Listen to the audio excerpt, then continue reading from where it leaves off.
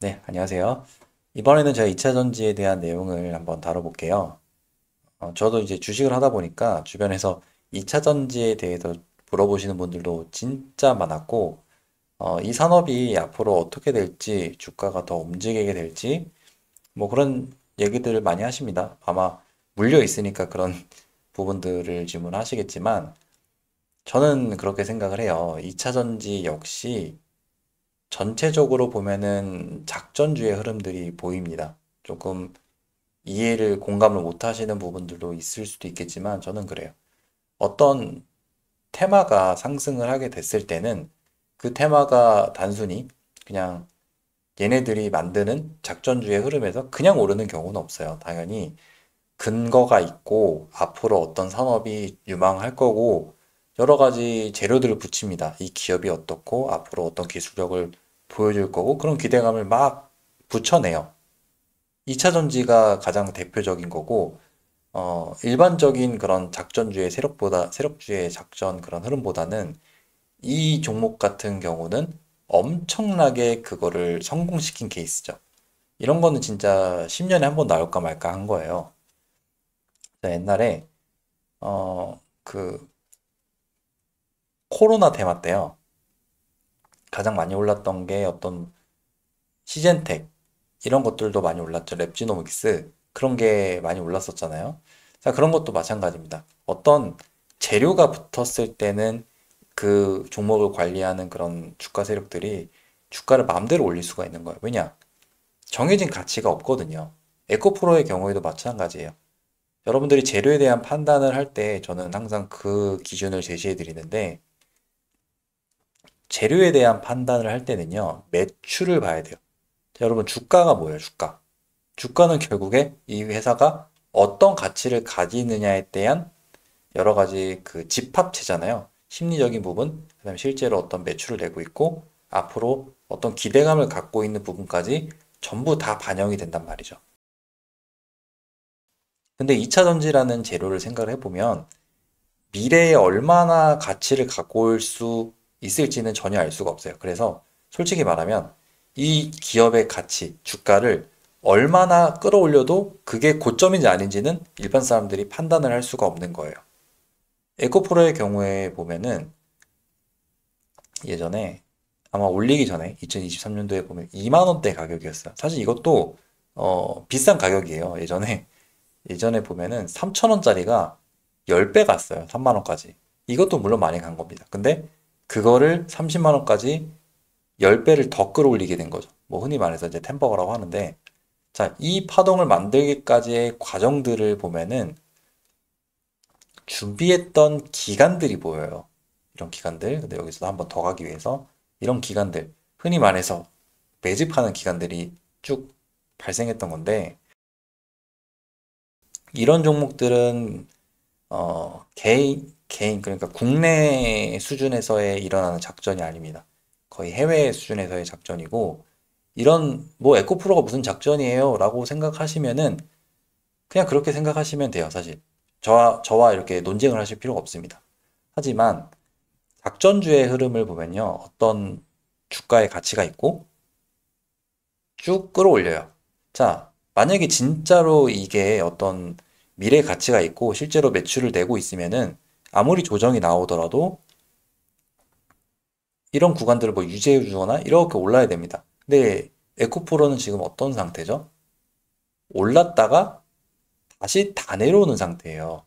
자, 이 상태가 무슨 상태냐면은 여기에서 누가 여기에 있던 주가를 억지로 끌어올린 거예요.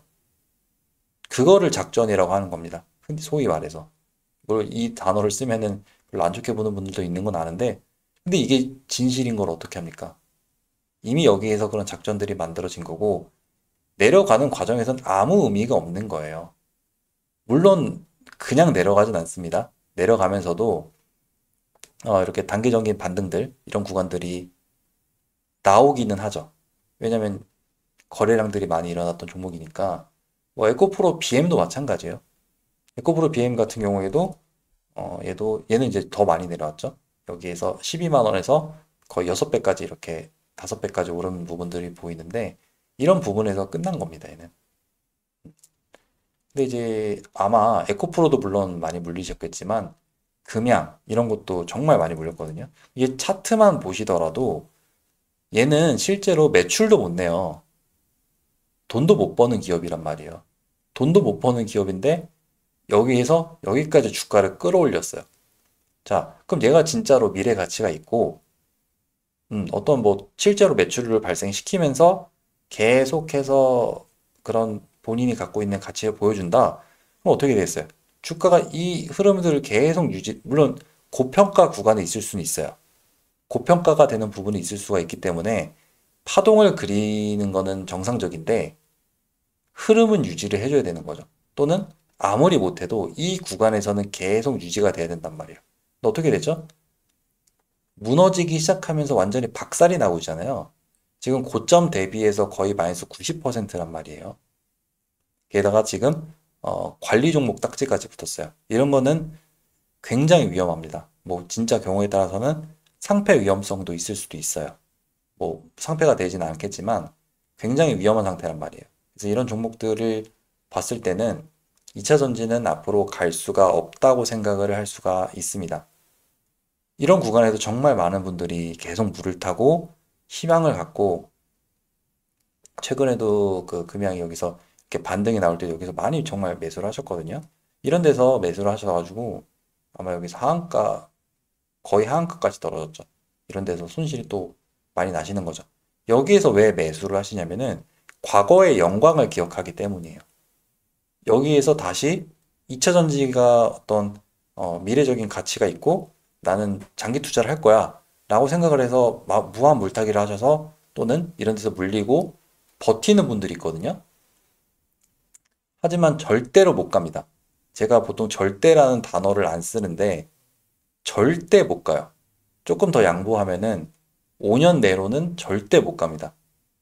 왜냐면 이런 데서 쌓였던 매물들이 나중에 진짜 간다고 한다면 다 털리고 나서야 그제서야 움직일 수가 있어요. 완전히 다 털렸을 때 5년도 짧아요. 한 10년은 걸릴 수도 있습니다. 에코프로도 마찬가지예요. 이 종목도 이미 대시세가 다 나왔기 때문에 이런 거는 절대로 갈 수가 없어요. 또 포스코홀딩스도 많이 매수를 하셨죠. 근데 얘는 조금 달라요.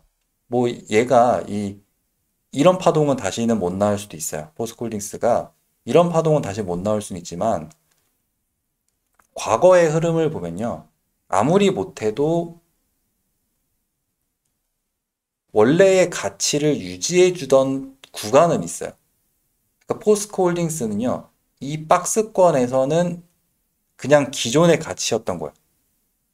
예전에 이 종목의 경우에는 이 박스권이라고 하죠. 여기 박스권이라고 해보면은 이 구간보다 이거를 만든 거는요. 아마 제가 생각하기로는 그 에코프로 때문에 억지로 끌어올려진 부분이에요. 뭐 같은 세력에 붙을 수도 있겠지만 보통 포스코홀딩스 같은 거는 세력주가 아니거든요. 근데 특정한 경우에 특정한 기간에는 같이 이렇게 오를 수가 있어요. 포스코홀딩스뿐만 아니라 포스코 DX도 마찬가지였죠. 이런 식으로 이렇게 오르게 되면서 이 구간에서는 정말 많은 분들이 매수를 하고 이 구간에서도 떨어지면서 정말 많은 분들이 매수를 합니다. 그러면서 이 구간이 다시 나오기를 기대해요. 하지만 절대 나올 수가 없어요. 그거는 정말 이례적인 거의 10년에 한 번 나올까 말까 한 파동이었고, 대신에 포스코홀딩스는 실제로 돈도 잘 벌고, 매출도 잘 나오는 기업이에요. 어떤 이제 사업도 많이 하고, 그러니까 기반이 있다는 거죠. 그러니까 기반이 있는 기업이다 보니까 원래의 가치에 들어왔을 때 이런 데서 지금 반등이 나오잖아요. 이런 데서도 반등이 왜 나오냐면은 원래 가치까지 내려왔기 때문이에요. 만약에 여기서 20만 원 선이 깨지잖아요. 이거는 이제 싼 가격이에요. 원래의 가치까지 왔잖아요. 근데 에코프로랑 금양은 달라요. 에코프로는 원래의 가치가 뭐 아무리 못해도 2만 5천 원 선이에요. 또 지금은 이제 어떻게 될지도 모르겠지만, 그러니까 미래에 어떤 가치를 가지게 될지는 에코프로가 그거는 예상을 할 수가 없습니다. 근데 확실한 거는 어느 구간에서 지금 멈출지를 알 수가 없어요. 포스코홀딩스와는 전혀 다른 거예요. 그렇다고 포스코홀딩스가 그 23년도와 같은 상승이 나올 거라는 보장은 없지만 에코프로는 조금 더 상황이 심각하고 금양은 그거보다 훨씬 심각한 거예요. 2차 전지는 사실상 이미 23년도 이후에 끝입니다. 다시 오를 수가 없어요. 제가 절대란 말을 잘 안 쓰다고 했었는데 에코프로랑 금양의 경우는 회복이 안 될 거예요. 특히 금양은 더 그렇습니다. 이미 이제 이런 데서 평단가가 위치해 있으면 정말 위험한 거고 최근에 이런 데서 만약에 매수를 들어갔다 하시면은 가급적이면은 정리를 빨리 하시는 게 좋아요. 물론 여기서 누군가가 받았다면은 단기적으로 이렇게 내려갈 이런 파동은 나올 수가 있어요. 보통 이런 건 저는 설거지 파동이라고 하는데 이런 건 나올 수도 있겠죠. 근데 안 나오면 어떻게 할 건데요? 이게 나온다는 보장이 없는 거예요. 이미 여기에서 모든 작전이 끝났다면은 더 이상 상승은 나오지 못합니다. 에이, 뭐, 에코프로가 무슨 작전주예요? 라는 생각을 하시면은 어쩔 수가 없어요.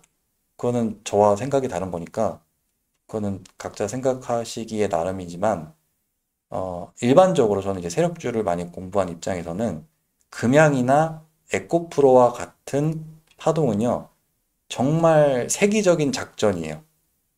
이런 거는 저 거의 국내 세력 수준에서 할 수 있는 게 아니라 해외 세력 수준에서 할 수 있는 거기 때문에 이런 파동이 다 나온 상황에서는 더 이상 상승은 불가능합니다. 불가능해요. 가능성이 있냐? 가능성이 없어요. 금양은 훨씬 그렇습니다. 뭐 단기적으로는 이런 부분들을 만들 수 있겠지만 금양이나 에코프로 이런 것들은 사실 상승이 거의 나올 수가 없다고 보면 돼요. 포스코 DX도 마찬가지예요. 이전에 절대 없었던 파동들이 여기서 이렇게 파동이 쭉 나왔잖아요.